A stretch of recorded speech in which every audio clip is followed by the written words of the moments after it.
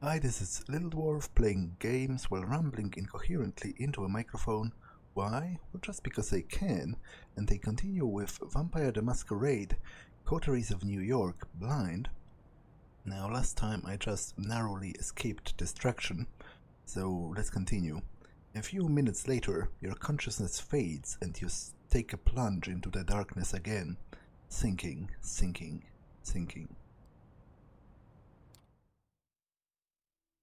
Oh.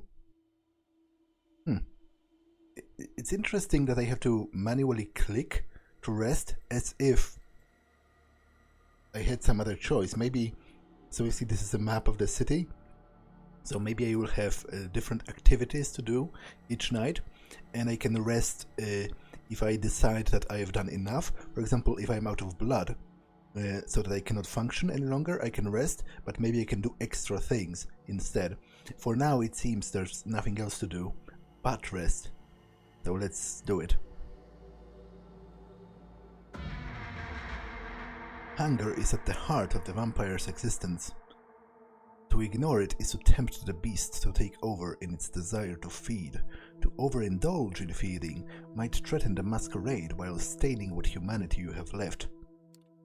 In Coteries of New York, having high hunger is indicated by a progressively thicker bloody frame around the screen, like the one you see now. Okay, so that means I am hungry, basically. Hungry for blood. As your hunger grows, so does this indicator. Your hunger might increase while you call upon your vampiric powers, or when you need to mend your wounds after a fight. When your hunger reaches maximum level, you will receive a warning after you complete a part of the story. Ignore it at your own peril. Okay, so basically I can presumably frenzy out of hunger if I go on without feeding for too long. Some choices might only be visible if your hunger is high enough. Similarly, higher hunger might block off some choices, as you will be able to see after pressing continue. Okay, so I guess this means that the option is blocked because I have high hunger, because currently I do have high hunger sort of simulated as part of the tutorial. To decrease your hunger, you will need to feed. Whenever you see a feeding opportunity, you can take the risk to hunt and slake your hunger. Okay, so a feeding opportunity is signaled by those fangs. You will need to keep the hunger at bay if you are to uphold the masquerade and survive the nights that await you.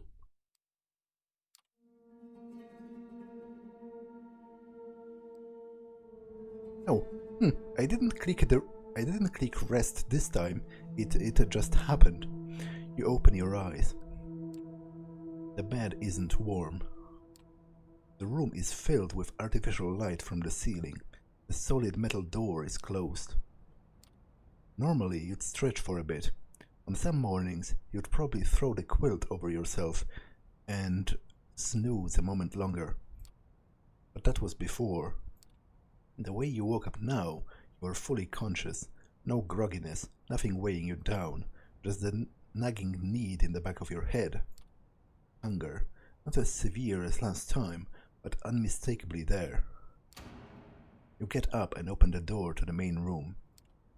A digital clock on the TV shows you the time, 9:04 p.m.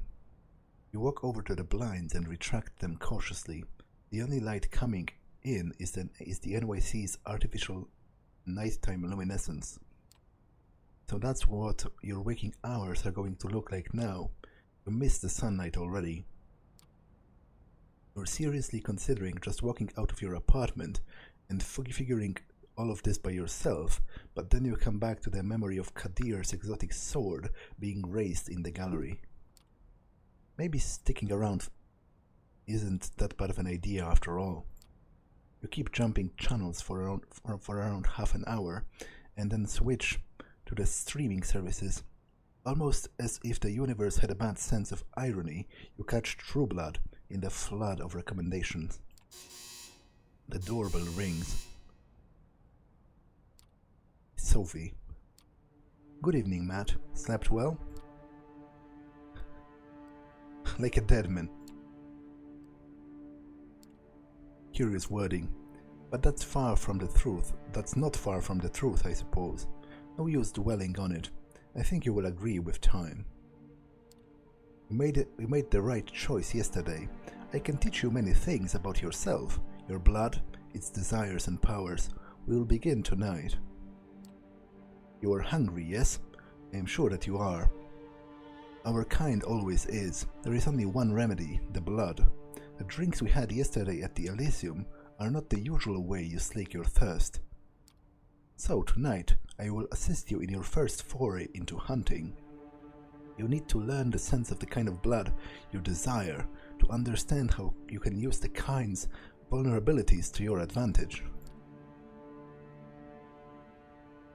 Predator and prey, huh? Grim. So let me get this straight. We are predators and humans are prey. It's pretty grim. I know what you feel, I remember the notion, but you will inevitably grow beyond it. You need blood to thrive, but there are many ways to take it, some more humane than others. You will find that drinking moderate amounts of it will keep the hunger and the whispers of the beast away. You might think yourself monstrous, but there is a balance to be found here. The kiss gives kind pleasure. You might remember this from your own embrace. Some can even become addicted to the sensation, but if you do it right, then they tend to misremember your feeding. After all, vampires do not exist. They are myths, fairy tales, and pop culture mainstays, correct? She gives you a sly, knowing smile. That is why the masquerade is so important, and even more crucial when you feed.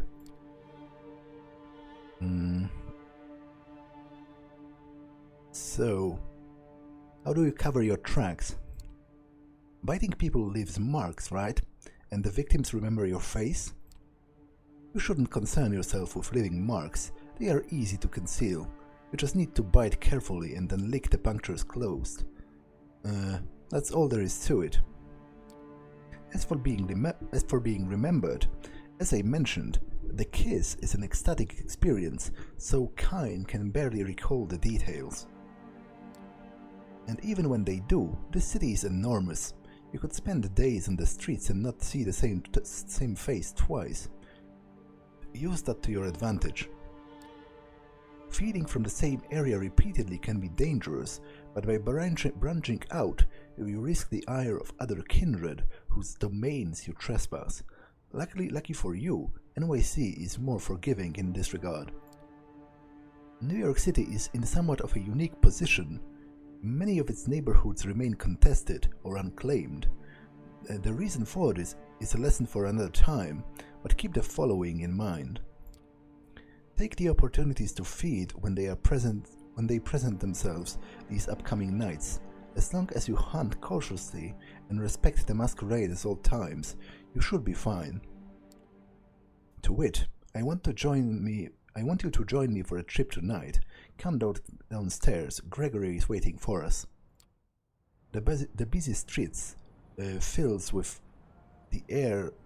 No, the busy street fills the air with the traffic noise, pedestrian chatter, and a mix of smells that disorient you momentarily. These warm bodies contain what you want, what you need. You catch yourself. Did you really just think of these people as mere sources of blood? It takes a nudge from Sophie to break your train of thoughts. Her driver opens the doors for her and then tips his hat to you, gesturing to the back of the car. The car casually joins the somewhat thinned New York traffic. It's still busy in a way only one of the biggest cities in the world can be, but compared to the daytime commute, it's a pleasant drive. You barely have the time to gather your thoughts and formulate new questions before the car comes to a stop. You're among the tall skyscrapers that make the Manhattan's iconic skyline. You feel a pang of emotion when you realize that this is where you took part in the exhibition just 2 nights prior. Same address, and as you suspect, the same hall. To what end has it been repurposed tonight? Come, Matt. Park the car, Gregory, will you? The driver just nods and Sophie gets out. You join her, and the two of you walk through the glass door together, then take the elevator up. You first notice an empty stage with the instruments of a string quartet still in the back, and then take in a few dozen chairs in front of it. The concert seemingly concluded, the patrons, all smartly dressed and poshed, have spread out all over the hall. Sophie strides confidently inside, produces an invitation from her purse that she flashes in front of a security guard. You follow close and are let through without issue. Let's start easy. A social setting like this one would usually prove quite challenging to an inexperienced kindred, but consider this evening a small gift from your patron. I'm hoping to procure you a willing vessel. Just remember what I told you about taking small sips. This one I have a soft spot for. Don't damage her. Now let's see here. Ah, there he is. She notices someone in the crowd, flashes a heart-melting smile, and suddenly even you feel drawn to her. You haven't thought about it before, but it's laid clear before you in this moment. Sophie is beautiful. Just looking at her is a privilege. Just being with her makes you feel elated. Everybody in the crowd, but especially the man who's almost tripping over himself to reach her, clearly agrees. Edgar, I am so happy to see you. How is your daughter? Is she with you? Oh, there she is. Julie, my girl, come over, please. There is somebody I would like you to meet. A young woman who walks across the hall can't be more than 19 years old. It's clear from her mismatched earrings and the partially faded purple hair dye that she doesn't fit this crowd. Julie, this is Matt. I think the two of you should get acquainted while I talk business with your dad. Awfully boring stuff, I assure you. I'm positive that you'd like each other. The girl gives you a shy smile and nods towards the balcony to the balcony stairs. You follow, somewhat unsure what is it exactly that Sophie expects you to do. You reach a secluded space from which the entire lobby is visible. All eyes are on Sophie. They listen intently, then laugh when she does. Julie saves you the trouble of figuring out the next step. If you're with Sophie, then I guess you're, I mean that you know. She puts her wrists to her lips and gives herself a theatrical nib. Then she looks to you, embarrassed, but also hopeful. Yeah, so that's what I was talking about. There are groups of people who willingly let themselves be fed on by vampires, and not necessarily because they know that they are vampires, but because either because they find it pleasurable, because as Sophie herself said, the feeling of being fed on by a vampire is an ecstatic experience for the human. Usually, at least, if you do it right. I believe there are some bloodlines of vampires that actually have it be painful, and they have to fight the human. But usually, they just let you do it because it's actually pleasurable to them. You're into that sort of thing? She blushes and looks down at the floor. She nods. Could you? I mean, if you'd like. Miss Langsy tells me I... She swallows hard, avoiding your eyes. That I taste nice. Okay, I feel kind of... It's interesting. Because this feels kind of uncomfortable to me, even though you'd think I would feel better about her being willing. Like, she clearly wants to do it, maybe because of the feeling of it. Maybe it's pleasurable to her, but maybe also because she is fascinated by Sophie herself and wants to maintain good relations with her, which I guess can be argued is not entirely her free choice, because as was demonstrated, vampires can manipulate emotions, at least some vampires, but in some ways I feel like more more uncomfortable about this than I would about just feeding on someone, you know, out of the blue, like in the park or something. There is something. This is somewhat of an intimate interaction. I feel like, and it feels to me almost like she's, you know, it's almost as if she was offering, I don't know, sex to me or something. Like that's how it feels to me. Like she wants to be basically used, kind of. And I don't quite know how to feel about that. But as I said, I probably should take this opportunity because, to be honest, I'm going to have to feed eventually anyway, right? And for now, at least, she seems to be willing, which is more than you can say, usually. Okay, sure. Drink from Julie. You take her forearm in your hands. A quick look around confirms that nobody's watching, and no security cameras cover this area. You bite down gently. It's surreal. She's just given you her blood of her own volition. How is this possible? What about the masquerade? You need to ask Sophie. Your thoughts disappear amid the bliss. There's just a taste, sweet, fresh, sanguine. You drink.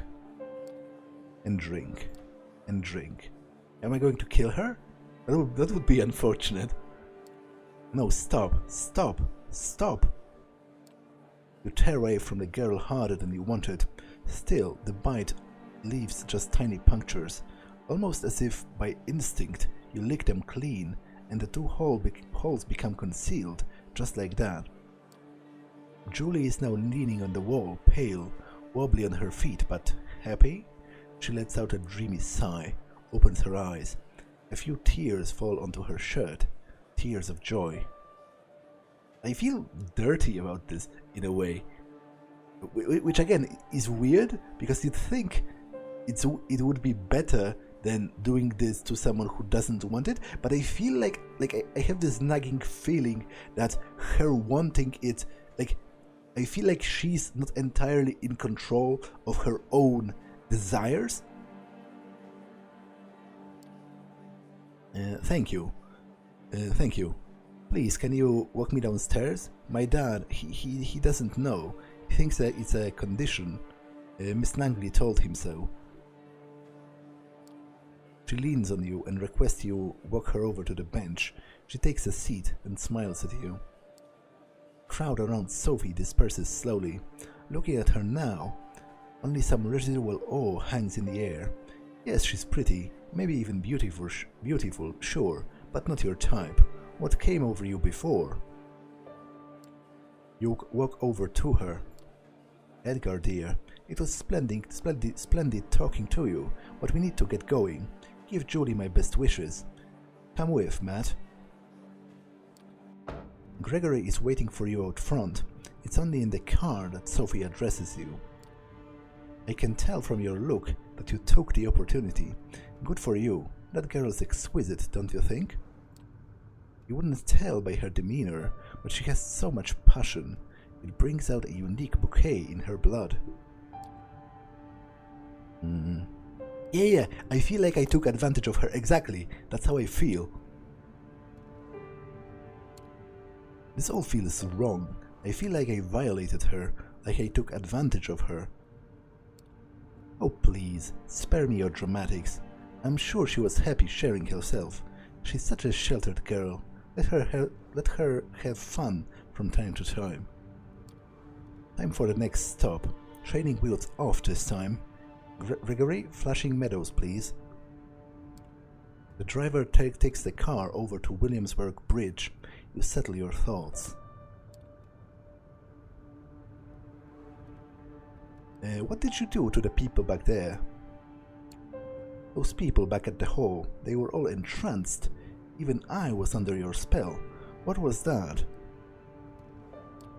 She smiles with satisfaction. That old trick? Just the blood doing my bidding. We all have our talents. Some of them come from the legacy we inherit from our sire. Others can be learned with experience. I can sway people or make them fear me. I see more of the world and in greater detail than some kindred. I can will my body to move with unparalleled precision and grace, and more. All of these skills make me who I am. They also help me hunt. What are my powers? Well, obviously I as a player know that. They are the same as hers, right? They are presence, which lets you manipulate people's emotions. They are celerity, which makes you move quicker and become more dexterous. And I believe the Toreador's third is Auspex, which helps you notice more details in the environment and basically become more perceptible. But my character doesn't know, so... Okay, so what are my talents? Time will tell. You need to discover them yourself. When we arrive, experiment. Give different things a try. Follow your instinct and intuition. They will guide the blood. Always keep the masquerade in mind, however. It is all fine if you can disappear in plain sight or command animals with your mind, but save those overt talents for the right time and place. Freak. Again, I keep clicking control by accident. I apologize.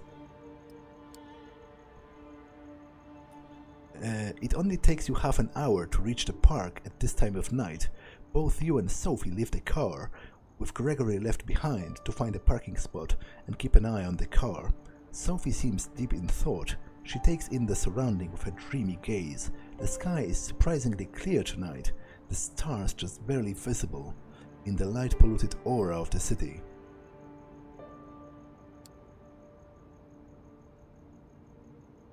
Okay.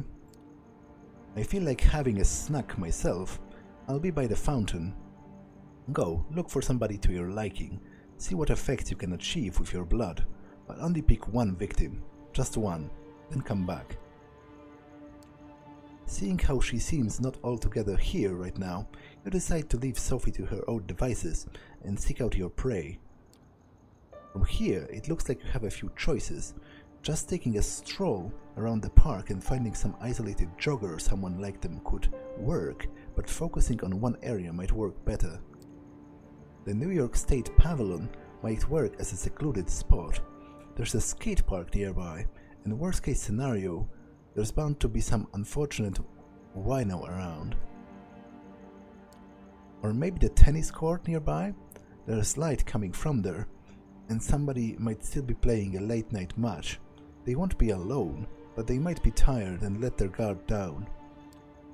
As these scenarios play out in your mind, you realize that you are now planning how to assault a stranger in the middle of the night. It's a weird way to be, but the now familiar hunger prompts you to act.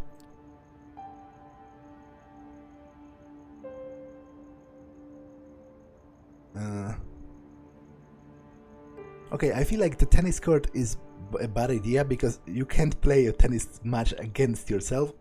I guess theoretically you could, but you know, usually that doesn't happen. So there has to be at least a couple of people together, and I only need one. I think I'm going to check the pavilion. You make your way to one of the park's most well-known landmarks, the round skeleton of the New York State Pavilion, with its two vaguely futuristic-looking towers. You don't get lucky with the skate park. It's not deserted. Instead, a group of skaters is gathered there, talking loudly and listening to music playing out of crackling smartphone speakers. Deciding to have a quicker look around, you identify a potential victim. A sleeping bag lady leaned back on the bench, the shopping cart full of what looks like trash nearby. Even thinking of that second option makes you feel sick. You decide to take your chances with the skaters, not even getting close to that homeless woman. You think back to what Sophie did in the hall, how she managed to get the attention of the entire gathering on her. That might be a tall order for you, but a single person? Could be doable. You single out a guy who's talking on his phone away from the gathering. He's having a heated discussion with somebody, a relative, a partner. It's not going well. Talk this over. I said, shut the fuck up. Hey, you hearing me? Shut up. Call me when you get some fucking sense in your stupid brain, okay? He ends the call abruptly and almost throws the phone to the ground in frustration. Rough night? He's got an angry expression on his face and tears are welling in his eyes, but he gives you a curious look and even a bit of a shy smile. Yeah, you could say that. What's up?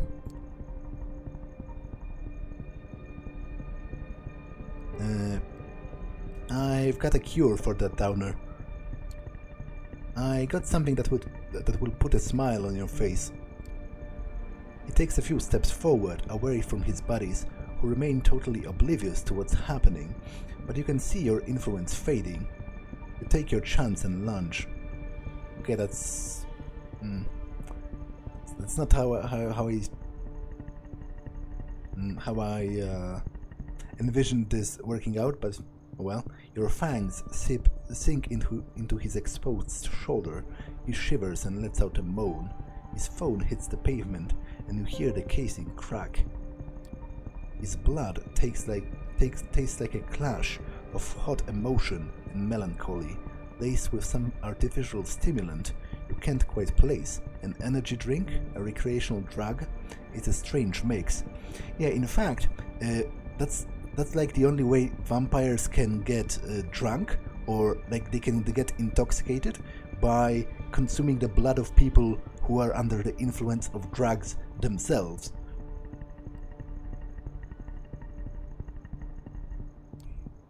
You hardly have the chance to savor it, as the proximity of the skater's friends makes you feel vulnerable. You hastily finish drinking and drag the guy over to the pavilion. When you turn around, you realize that you're not alone. A hooded man is looking menacingly at you. What do you think you're doing? Barging in on my turf like this, Lick? Oh, so he knows I'm a vampire. So Lick is a derogatory term for vampires. To be honest, his own eyes look vaguely inhumane, like they are glowing. Lick? What kind of slur is that? What did you call me? A lick? What is that supposed to mean? Don't be cute with me. I know what you are.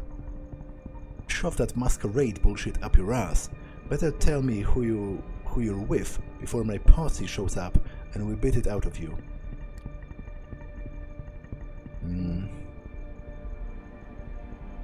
Is it better to say... He said... Shove the masquerade bullshit up your ass? So from that I'm presuming he's not from the Camarilla himself, because obviously masquerade is like the core tenant of the Camarilla. So I think it's maybe better to say that I'm with Sophie directly, because maybe they respect her. Like maybe she's... I don't know if she's powerful, but I guess worth a try. I'm not going to start a fight because I feel like at this point I'm very inexperienced and I could probably still lose rather easily. So I'm here with Sophie Langley. She's my patron. Doesn't ring a bell. Sounds fancy though.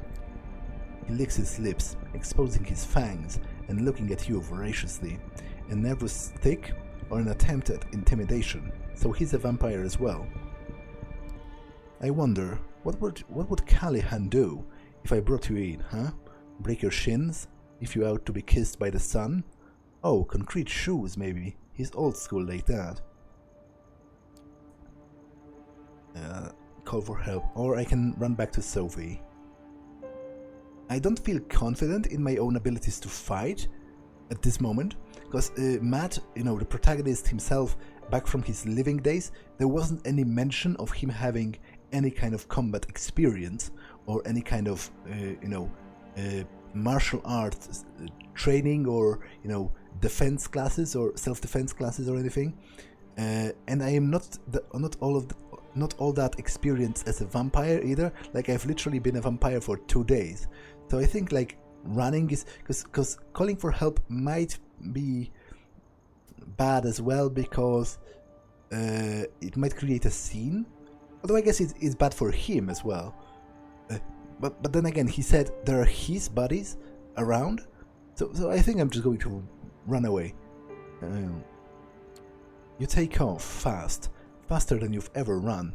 The hoodlum has trouble keeping up, but howls behind you like an animal and gives chase anyway. As you reach the Unisphere again, you slow down, noticing 2 people near the sculpture, a man and a woman, tangled in a passionate embrace. Not exactly, it's Sophie feeding, but this whole scene is set up that it looks like a couple getting intimate in public. She pulls it off like she's done it 100 times before. It occurs to you that she probably has. The man is unsure on his feet, and she lets go of him and leads him towards a nearby bench. Noticing you, she whispers something in his ear and leaves him. A driver appears from behind a tree. Well, Matt, how did it go? You're about to answer when the same figure as before emerges from one of the alleyways. He looks at the 3 of you and a predatory smile creeps onto his lips. You thought you could run away from me, Lick? Think you'll be safer with your friends? Well, I have friends too. He makes a motion to shout, but two things happen at the same time. First, the feeling of warmth and beauty emanating from Sophie flares up again, enticing both you and the hooded thug. His shout comes out as weak, confused squeak. Second, Gregory produces a wooden stake from his holster underneath his jacket and slams it into the thug's chest. Just like that, in a few seconds, the posturing vampire is down on the ground, paralyzed. I see you've made a friend. Curious choice of company, I would say. Who is he?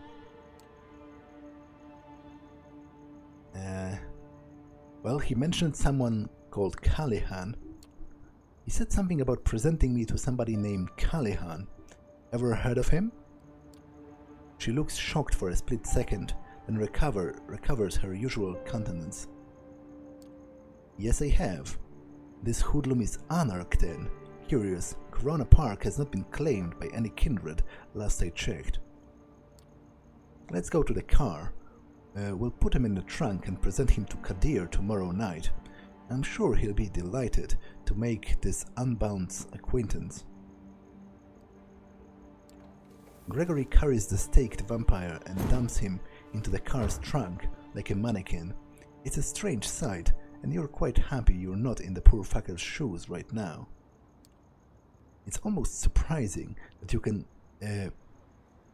get away with just casually throwing a stiff into your car and driving away, but then you remember that Sophie has been doing this for far longer than you have.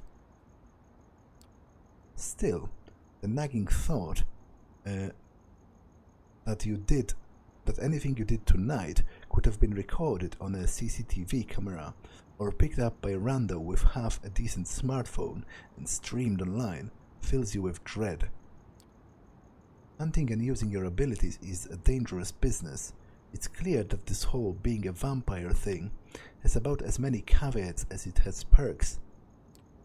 You're taken out of your headspace by Sophie's voice. I will pick you up tomorrow night, same as tonight. I have some business to attend to at the Elysium, and I expect you to accompany me. Plus, our friend in the back needs to be properly introduced to Kadir and the prince. I am sure he'll have something interesting to say in the court.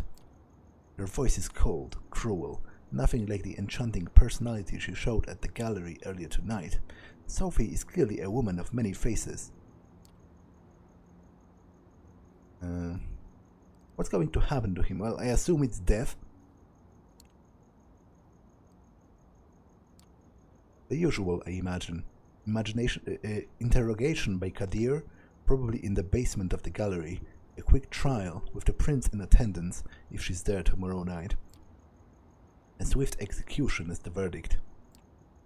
This all sounds eerily familiar to you, and you can't help but feel a pang of guilt when you think about what awaits this guy tomorrow night. You haven't told me how your hunting went. Getting the hang of it, I would hope? It'll take some getting used to. It doesn't come naturally. It will in time. You need to think about it less. Hunting is the one scenario in which you'll do well to trust your instincts, in moderation, of course. She seems distracted and not all there.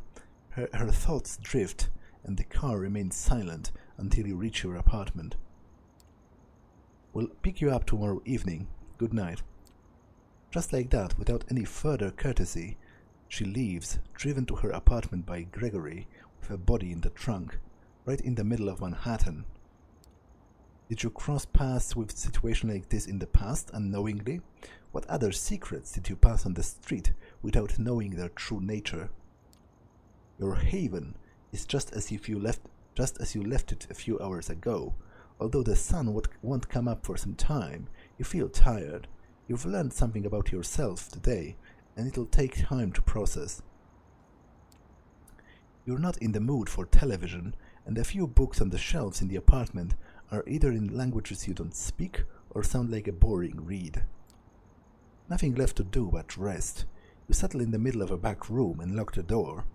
A moment of hesitation, but then a decision. This time you turn the lights off. You think back to Julie. How many people in this city know about the vampiric society? How many are willing accomplices in sustaining it? And the thug you met in the park, if he's not Camarilla, then what is he? Are there independent vampires? How does that work? More questions. You begin wondering if there's ever going to be a night when you can start crossing them off the list instead of adding to it. You close your eyes. You sink into the now familiar void of nothingness. It greets you with open arms like an old friend. Okay, still nothing to do on my map.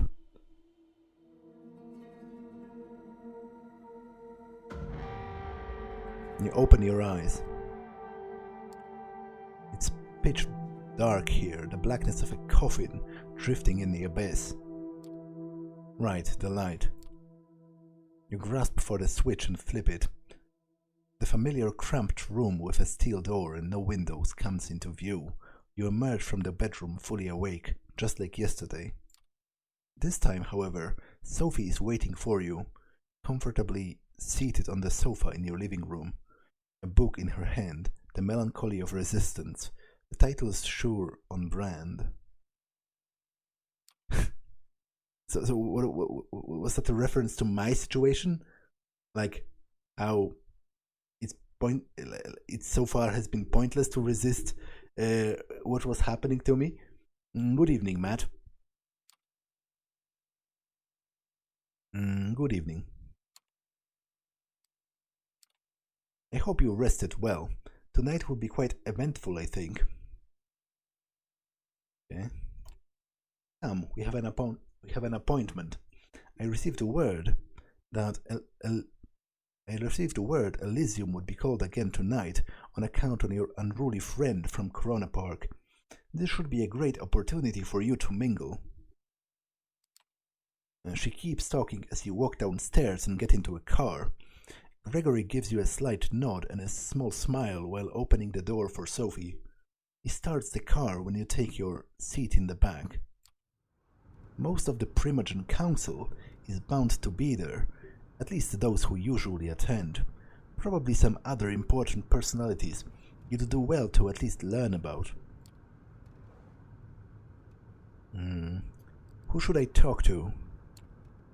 Anyone I should talk to when we arrive? Not especially.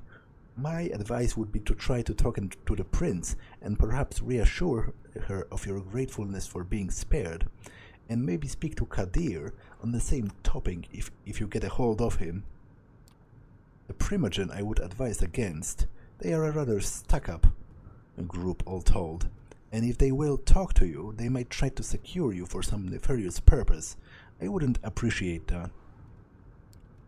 Of course, be respectful if anybody approaches you and strikes up a conversation. No, you will no doubt be gossiped about, as will I. Keep a cool head. Some enjoy provoking fledglings into stupid acts. At any rate, you should behave yourself tonight. Remember what I told you about reflecting on me as your patron. I have a reputation to uphold in the court. Do not tarnish it.